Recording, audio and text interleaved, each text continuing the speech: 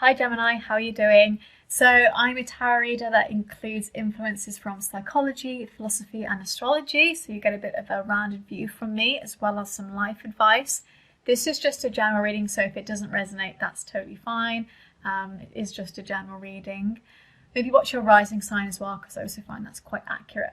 So let's find some messages for the 15th to the 21st of November for Gemini.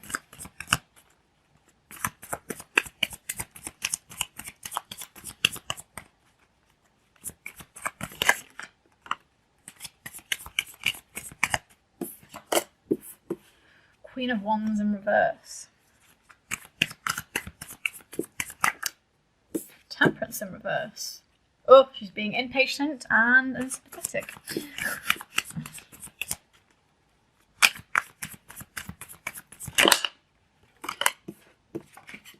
Star in reverse. Queen of Cups.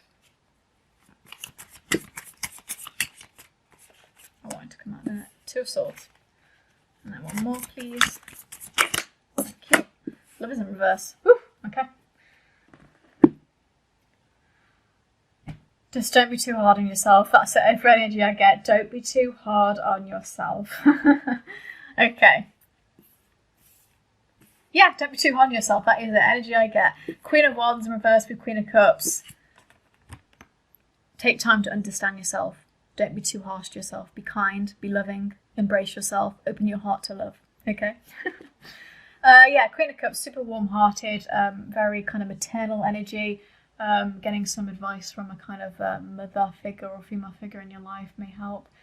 Queen of Wands in reverse, kind of like a disagreement energy. Maybe feeling kind of like somebody just didn't listen to me and they're not unsympathetic. I get this is actually just to yourself, you know. I really get that you're like being your own worst enemy. And you need to be more kind to yourself as well. You're pushing yourself. You're trying to be something that you're not almost. You know, temperance in reverse, impatience. You know, you're not allowing yourself to flow, as it were.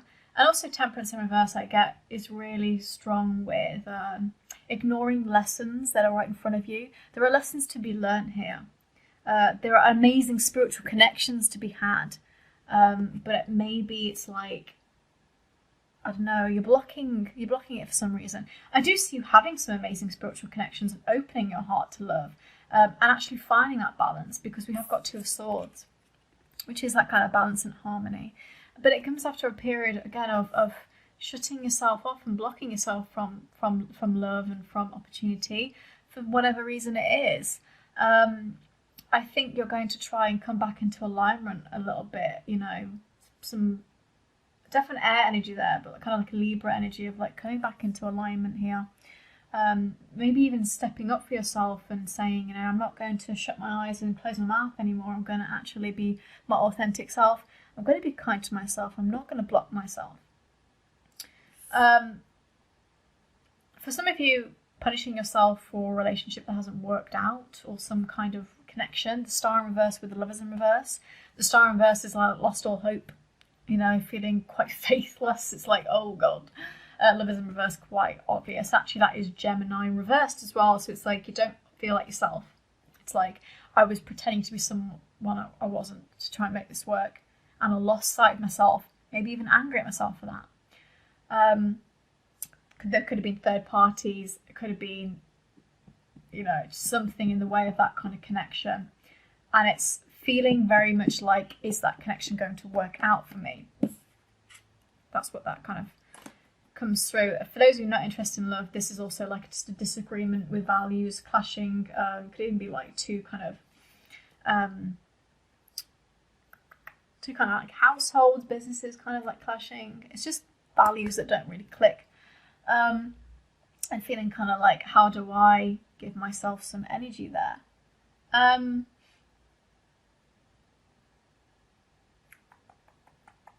Feeling very passionate about this as well, feeling very fiery almost, feeling very... These two reverse fire energy, fire signs. Sagittarius and Leo, if I'm not mistaken. So it's kind of like feeling very, I'm angry, you know, and not feeling like yourself almost.